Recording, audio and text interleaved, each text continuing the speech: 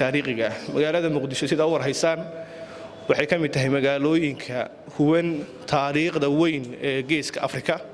foolaadka magaalooyinka huwan taariikhda geeska Afrika ugu horeysa taariikhdaasi ha noqoto mid maamul ha noqoto mid dhaqan iyo mid bulshooyinka geeska Afrika ku dhaqan ku shitiga leh laga yaabo in qaybtooda ay soo gasho ummado kale ay soo galaan simitiga soo gali karaan waxa jira taariikh ka dhaxaysa oo weyn oo geeska Afrika oo dhan ay wadaagaan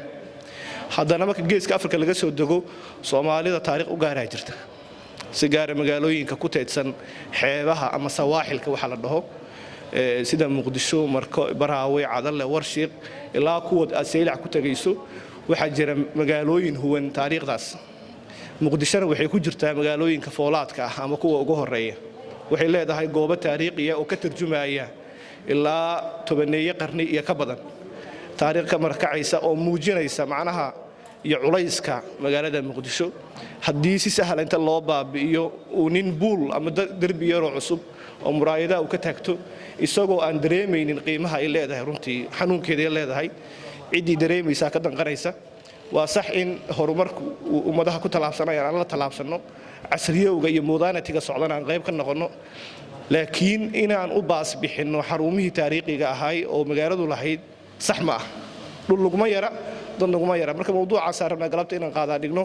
goobo waxa jira hadda mudan in laga gaaro oo halis ku jira hadaan laga gaarinna taariikh weyn oo fac weyn oo qarniyo soo taxnayd liqi doona marka qiyaartan ka wareysan doona aniga inaan u gogol dhigo u gogol xaaro u waayo doorkayga kadibna aan su'aalo maankooda gudlinayo weydiiyo ugu horeyn waxaan rabaa inaan idin soo dhaweeyo uguna horeysiyo aan waqtigeedii ka qaadaynin Professor Yaxye Sheekh Caamir oo ku takhasusay sidaan sheegnay culunta culunta dhaqaalaha daneeya arrimaha taariikhda